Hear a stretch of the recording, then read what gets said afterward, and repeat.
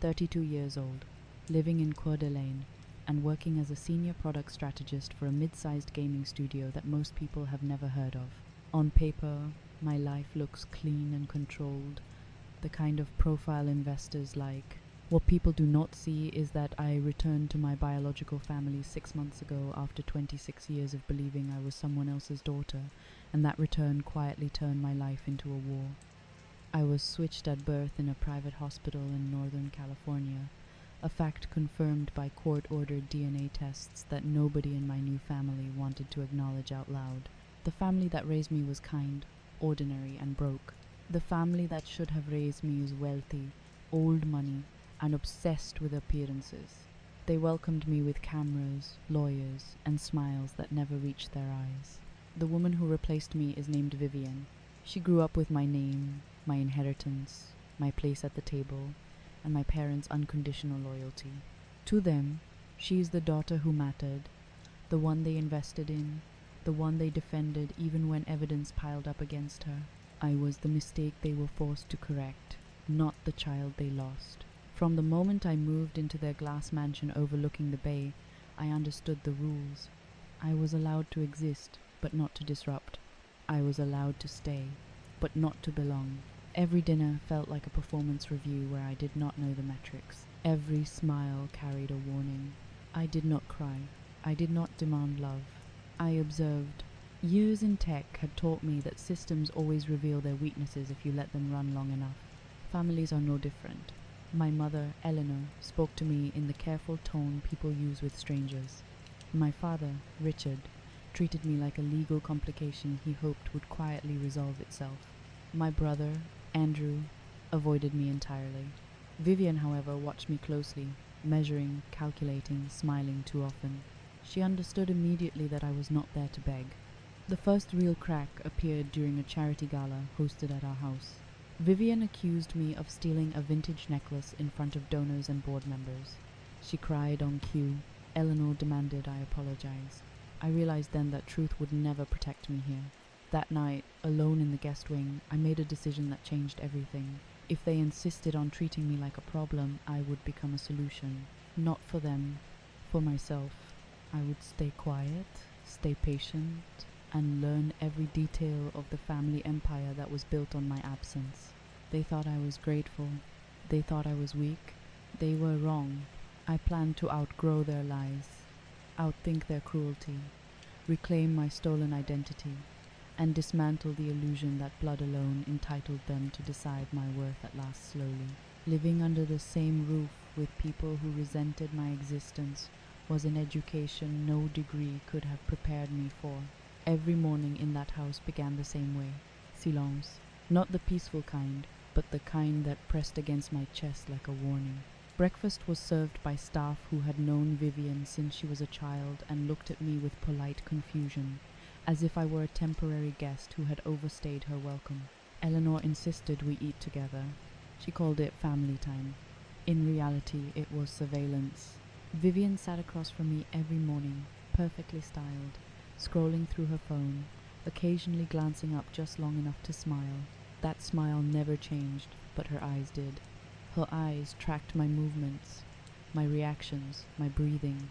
She wanted to know how much I knew, how far I might go, and whether I was dangerous. Richard spoke only when necessary. He asked about my job once, then never again. To him, my career was irrelevant. I was not part of his long-term vision for the family. I was an inconvenience introduced by a judge and a DNA lab. Andrew avoided eye contact altogether. He was the easiest to read. Guilt made him weak, and weakness made him unpredictable. Vivian, on the other hand, was disciplined. She never raised her voice. She never made direct threats. Instead, she created situations where I was always on the defensive. Invitations went missing. Staff received conflicting instructions. Stories were subtly altered so that I appeared rude, ungrateful, or unstable. Each incident was small enough to dismiss on its own. Together, they formed a pattern. The necklace accusation was only the beginning. 2 weeks later, my access to the family office was quietly revoked. The house manager told me it was a security update. 3 days after that, My name disappeared from the guest list of a fundraising dinner hosted in my own home. Eleanor apologized and blamed a clerical error. Vivian sent flowers to my room with a note that read, "Accidents happen." I started documenting everything. At work, I was used to systems, user behavior, financial flows, access hierarchies. The family operated the same way, just with better furniture and worse ethics. I noticed who signed which checks, who attended which board meetings, who deferred to whom in private. Vivian had influence but not authority. Eleanor controlled social capital. Richard controlled money. Andrew controlled nothing. The family trust was the real center of gravity. I did not have access to it, but I did not need it yet. All I needed was time. Vivian underestimated me because she believed I wanted what she had. She assumed I wanted affection, recognition, a seat at the table. She never considered that I might be there to understand how the table was built. The turning point came when Eleanor asked me to attend a brunch with her philanthropic circle. She framed it as an opportunity to get to know the community. Vivian looked surprised, then amused. I accepted immediately. At the brunch, I listened more than I spoke. I watched Eleanor perform generosity like a rehearsed role. I noted which donors flinched at Vivian's jokes and which laughed too quickly. I learned who heard rumors first and who spread them. When one woman asked me how it felt to finally come home, Vivian answered for me. "It must be overwhelming," she said, touching my arm lightly. "Lily had such a simple upbringing. This world can be a lot." I smiled. "It is different," I said, "but systems are systems. You just learn them." Vivian laughed, dismissive. Eleanor frowned, just slightly. That night, I received an email from the family legal office. It informed me that a review was underway regarding my status in the household and that certain boundaries would be clarified. Vivian had moved faster than I expected. Good. Pressure made people sloppy. I replied politely, asked no questions, and forwarded the message to a private folder I had created weeks earlier. I labeled it evidence, because if they wanted to define my place, I intended to redefine the entire structure, and this time I would not do it quietly. The legal review was supposed to intimidate me. That was obvious. Vivian wanted me nervous, reactive, eager to prove I deserved to stay. Instead, it clarified something I had only suspected before. They were not planning to integrate me. They were preparing to contain me. I started moving differently after that email. I stopped trying to blend in. I dressed sharper. I spoke less.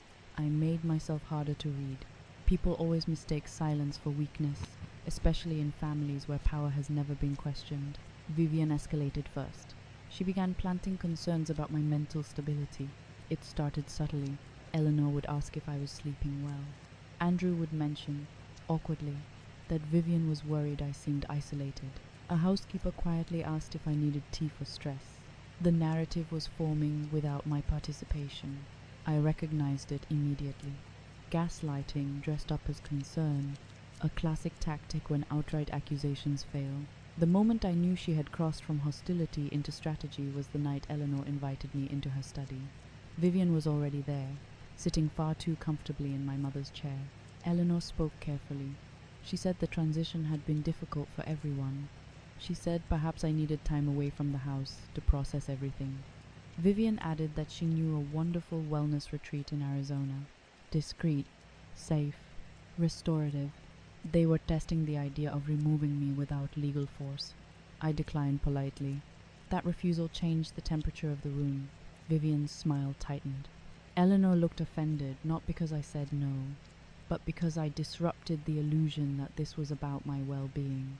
After that, the gloves came off. My access badge to the garage stopped working. My name was removed from internal email chains that affected household decisions. A rumor appeared, somehow reaching a distant cousin, that I had financial problems and might be angling for money. Vivian underestimated one thing. She assumed my career made me irrelevant to their world. She never asked what I actually did. At work, my role was to analyze player behavior and monetization ethics in competitive online games. I specialized in identifying manipulation patterns, reward loops, artificial scarcity, psychological pressure points. the family was running the same game, just with inheritance instead of virtual currency. I started mapping everything. Who spoke to whom before decisions? Who changed behavior after conversations with Vivian? Which staff members mirrored her language? I noticed that Eleanor often repeated Vivian's phrasing verbatim, as if coached. I noticed that Richard deferred to Vivian on matters that should have concerned legal exposure. Most importantly, I noticed something off about the family trust. The numbers did not align. Distributions did not match reported performance. I could not see the documents, but patterns leave shadows. One evening, Andrew finally cracked. He found me in the kitchen late, pouring water, clearly having waited for the house to quiet. He looked exhausted, not angry. "You are not crazy," he said abruptly. I did not respond.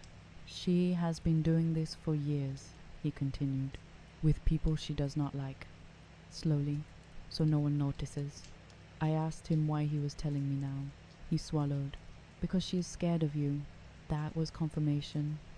Andrew did not offer help. He did not apologize. He simply warned me that Vivian had convinced Eleanor I was preparing a lawsuit. The irony almost made me laugh. The next attack came at a public event. At a foundation board dinner, Vivian announced that she would be stepping into a leadership role traditionally reserved for biological heirs. She framed it as continuity. Eleanor praised her adaptability. Richard nodded. Then Vivian turned to me, smiling sweetly, and said she hoped I understood that some responsibilities required long-standing relationships and trust. It was a dismissal wrapped in applause. I waited until the end of the evening. As people were leaving, I approached one of the board members Vivian had tried hardest to impress, a man who had asked me earlier about my work. I answered his questions honestly. I did not mention Vivian at all. 2 days later, he requested a private meeting with Richard. The atmosphere shifted after that. Vivian became careful. Eleanor became distant. Richard started asking questions. Pressure was changing direction. Vivian responded the only way she knew how. She accused me of leaking private family information to investors. This time she brought evidence. Screenshots. Messages taken out of context. Eleanor was furious.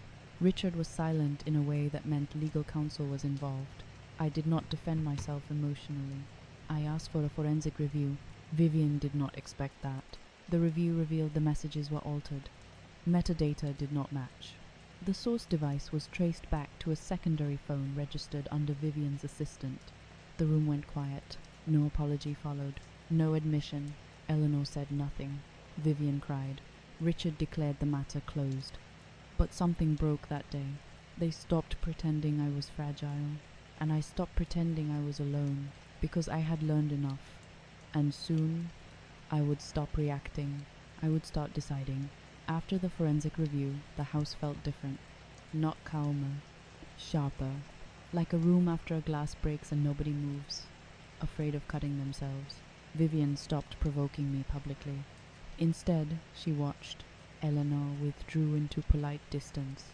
Richard became attentive in a way that suggested calculation, not care. They were reassessing me. I used that time carefully.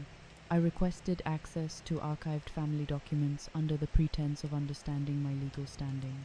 Richard agreed, likely advised that transparency would make me easier to manage. He underestimated how quickly I could read patterns once the data was visible. The trust was not just mismanaged, it was being siphoned. Vivian had been routing funds through auxiliary foundations she controlled indirectly, using Eleanor's social cover and Richard's authority to mask the transfers. It was elegant, slow, designed to look like philanthropy while consolidating power. More importantly, it was illegal. I did not confront anyone. I copied everything. Vivian sensed the shift before she saw it. She started appearing in my space unexpectedly.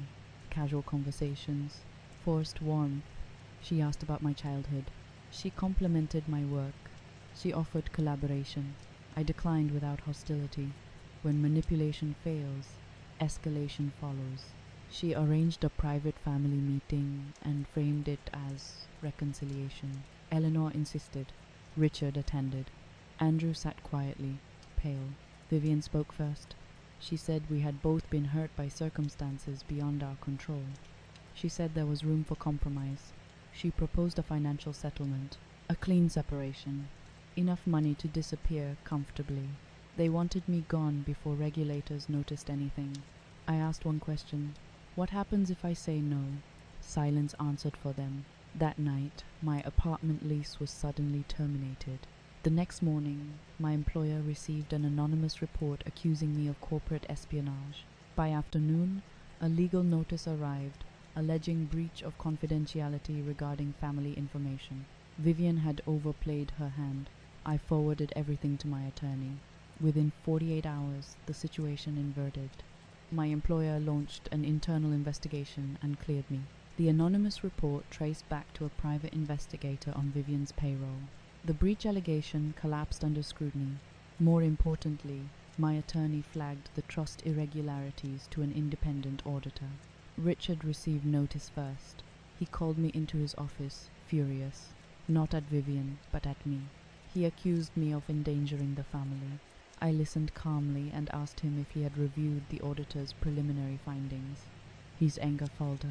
Eleanor arrived midway through the conversation. She looked confused, then frightened, as the implications became clear. Vivian arrived last, composed but tense. The evidence spoke without emotion.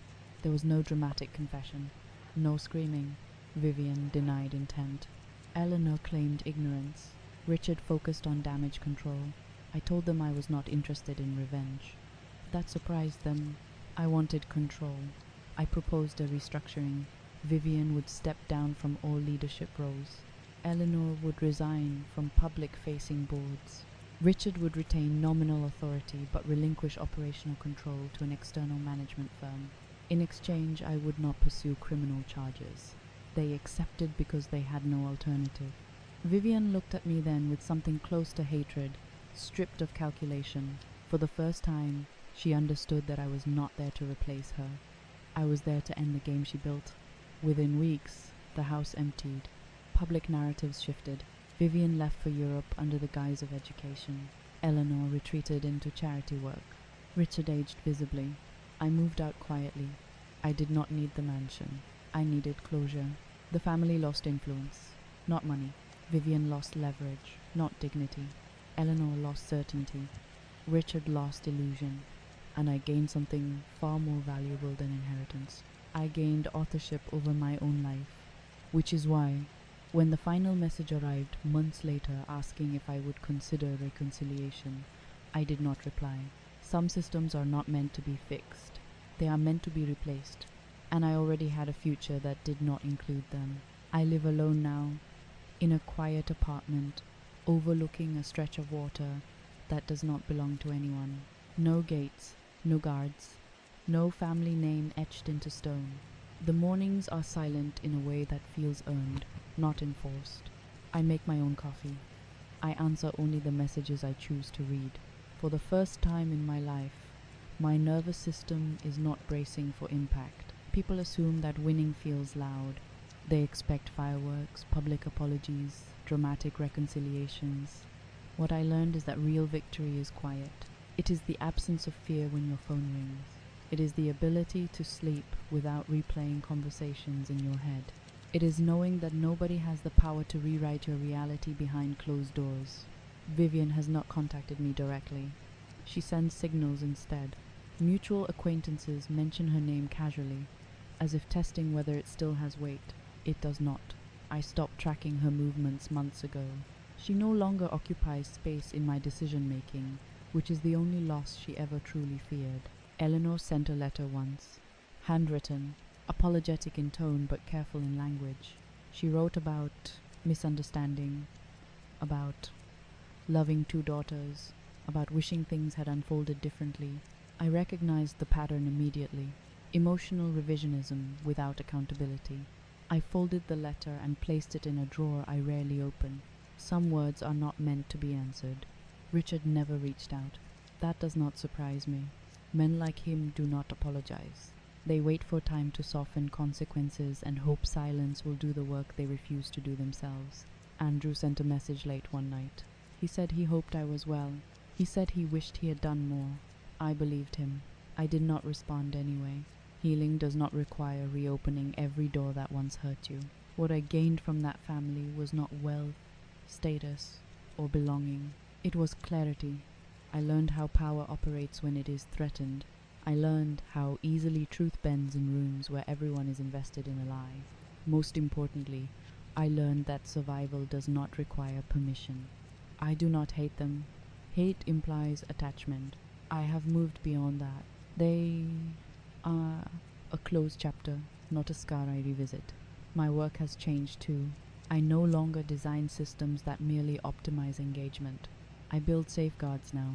I consult on ethical design. I speak quietly but clearly about manipulation, about consent, about how easily people mistake familiarity for trust. When I talk, people listen, not because of my name, but because of my precision. Sometimes, when the sun sets and the water turns dark, I think about the girl I might have been if none of this had happened. I do not mourn her. She never existed. I became someone else instead. Someone sharper. Someone intact. Blood gave me a beginning. Choice gave me an ending. And if there is one thing I know with certainty now, it is this. I was never the problem they tried to manage. I was the variable they could not control.